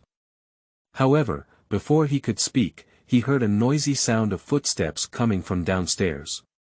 Then, he saw the police officers gathered on the second floor spreading towards both sides of the corridor like a tide. "What are you all doing in this mess?" Everyone dodges. Everyone turned around and saw a group of fully armed soldiers, led by 2 officers, quickly surrounding. The 2 leading officers, one in front and the other behind, scanned the crowd with a cold gaze on the current officer's stern face, and then turned his gaze to Tang Cheng. "Xiao Wu, what's going on? Who bullied you?" That last sentence surprised everyone in the corridor. These soldiers were clearly well-trained and full of murderous intent, which made Tian Jiawang feel a tightness in his heart. He shouted inwardly, "It's not good." The few people who were originally gathered around Tang Cheng to take Tang Cheng immediately took a few steps back. Zhang Jiang spoke these words, and Tang Cheng immediately became energetic. Immediately, his waist stiffened, his head lifted high, and he looked disdainfully at Tian Jiawang with a fierce expression on his face. "Uncle Zhang, Deputy Director Tian of the Nanjing branch slapped me in the face for no reason, and even threatened to catch me and kill me with his own hands." "Oh, how could such a thing happen?" Zhang Jianghe immediately looked surprised, glanced at Tian Jiawang, and then said loudly. "In broad daylight, surprisingly, someone has eaten the courage of a bear's heart leopard and dared to touch the people in our military intelligence department." Zhang Jianghe locked his gaze on Lu Datong and asked coldly, "Who are you?" Lu Datong, who had already been terrified, quickly accompanied his smiling face and took a few steps forward, saying, "I am Lu Datong, Deputy Director of the Central Police Bureau." "I don't know who you are." Zhang Jianghe immediately took out his military officer identification and handed it to Lu Datong. Military Intelligence Investigation Department. Lu Datong was taken aback by the fact that it was this department. In his current position, of course, he is fully aware that this Military Intelligence Investigation Department is the top boss of the police department, overseeing the intelligence investigation of the national military and police constitution. It is rumored that after entering, he can no longer come out alive and holds the privilege of life and death. However, he does not know what the relationship between this newcomer named Tang Dynasty and the Military Intelligence Department is. End of this chapter. Chapter 10. Teaching. You are listening at novelfull.audio. Chapter 10. Teaching. At this moment, Tian Jiawang was already dumbfounded. The performance and reaction of Tang's city just now had made him somewhat uncertain. He didn't expect that his worries had become a reality. The well-known military intelligence agency would actually stand up for this young man. It seems that he has hit a hard nut this time.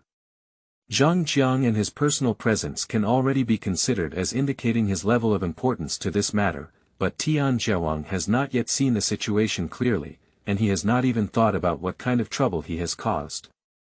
When Lu Datong saw his identification clearly, Zhang Jianghe pointed to Tang City and sneered, "The father of this child is my colleague. 2 months ago, he just sacrificed himself for the country, and the father of the child is no longer there. We, the former colleagues, are the elders of this child. This child is a proud person, and we don't want to rely on the credit of our elders to make a living, so we just need to be an ordinary patrol officer to support our family." Zhang Jianghe suddenly stopped speaking, looking coldly at Tian Jiawang. This child is not someone who likes to cause trouble, but that doesn't mean he is someone who likes to be bullied. Those of us who are elders won't agree.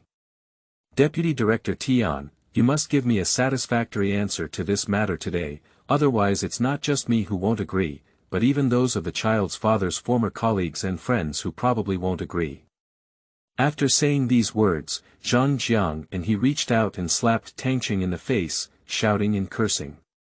"You're also a brainless person, can't we uncles be seen in public? When someone bullies you, why don't you say you're from the military intelligence department? I heard that your kid has been practicing martial arts all along, is it difficult to succeed? If someone bullies you again in the future, you'll fight me back. As long as you don't kill anyone, I'll ensure you're safe. What kind of damn cats and dogs dare to ride on the heads of the military intelligence department and defecate? If the director finds out, he could definitely steal his ancestral tomb." Zhang Jiang and his words sounded like they were teaching a lesson to the incompetent Tang City, but Lu Datong and others had a clear understanding. They were specifically speaking to themselves, especially the arrogant deputy director of the Tian family, Wang Tian. Tian Jiawang was already dumbfounded at this moment. He had thought that Tang City was a place without any connections, but now he realized that there was a big support standing behind this kid, and it was so hard that it couldn't be any harder. Tian Jiawang now has immense regret. If he had known it would have been like this, he would have given himself courage and dared not provoke the people of the Tang family. Tian Jiawang regretted it, but unfortunately it was too late. Since Zhang Jianghe had already moved out, Tang City did not want to easily let Tian Jiawang go. Tang Cheng immediately leaned over to Zhang Jiang and whispered a few words in his ear, and the latter's face immediately changed. Tang Cheng's father had only died for just over 2 months when someone with no eyes came to entangle his colleague's widow. As long as he was a normal person, who could bear this breath? This man, catch him and take him back. Zhang Jianghe pointed to Tian Jiawang and said just 9 words, and the soldiers behind him rushed forward and immediately tied Tian Jiawang's zongzi. The sudden change in front of him shocked Lu Datong and his companions, especially Lu Datong, whose legs were weak and he looked like he was about to fall. Sir, what's going on here? Even if you're from the military intelligence department, you have to give a reason to arrest someone, right? Tian Jiawang, who had already been tied up, didn't give up and struggled on the ground like a salted fish, shouting loudly at Zhang Jiang and others. Tian Jiawang's cheering sound seemed to remind Lu Datong and the others, as they all looked up at Zhang Jianghe with a cold expression on his face, who only smiled slightly at the moment. Our military intelligence department naturally has a reason to arrest people, but not everyone is qualified to know this reason. You don't need to worry, when you enter our military intelligence department's prison, someone will naturally tell you the reason. Most people may not have the qualifications to enter our military affairs reporting department's prison yet. Zhang Jiang and these words were like a heavy hammer, hitting Tian Jiawang's heart hard. He, the deputy director of the Nanjing branch, knew exactly where the military intelligence department was. Once they caught him tightly in the prison of the military intelligence department, even if he had a backing behind him, he would not be able to get out without shedding a layer of skin. Tian Jiawang is really scared now. Before, he thought the other party was just coming to the Tang Cheng platform, but he didn't expect that they were really going to punish him. Sir, please spare me this time. There's something to say, Finally, Tian Jiawang understood and began to beg for mercy from Zhang Jiang. However, before he could finish speaking, he was kicked off guard by Tang Cheng, which made him angry. Watching Tian Jiawang curled up on the ground with a pale and shriveled face, Lu Datong and others couldn't help but shudder inwardly. They thought to themselves that Tang Cheng, this young man, was ruthless enough. The kick just now would require Tian Jiawang to lie in bed for at least 10.5 days. Zhang Jianghe turned a blind eye to Tang Cheng's actions just now, and even after Tang Cheng withdrew his feet and stood up again, Zhang Jianghe still hinted at Tang Cheng with his eyes, indicating that Tang Cheng could let go and continue to teach Tian Jiawang a lesson. Oh my goodness, this is to crush Tian Jiawang to the bottom. Zhang Jiang's suggestion to Tang City was noticed by Lu Datong and others, but it had different meanings, especially as Lu Datong, the deputy director, began to contemplate it to himself. After more than a decade of rest, seeing that Tang City no longer took action to rectify Tian Jiawang, Zhang Jiang waved his hand. Two soldiers next to him, one on the left and one on the right, immediately dragged Tian Jiawang up from the ground and took him downstairs. Director Lu, I have something else to do with this kid. Let me ask you for a leave first. Zhang Jianghe casually greeted Lu Datong, then turned around and went downstairs with Tang Cheng. The soldiers who followed Zhang Jiang and others also cheered and left, and Lu Datong and others breathed a sigh of relief. Lu Bureau, don't look at me. Just like you, I don't know that kid has any connection with the military intelligence department. Zhao Sanpao, who was staring at Lu Datong, immediately explained, but Lu Datong didn't know. Zhao Sanpao didn't tell him the truth. When Zhang Jiang and his companions actually appeared on the second floor, Zhao Sanpao recognized Zhang Jiang at a glance. In the past 2 months, Tang City has taken some temporary leave to meet the captain of the military intelligence department.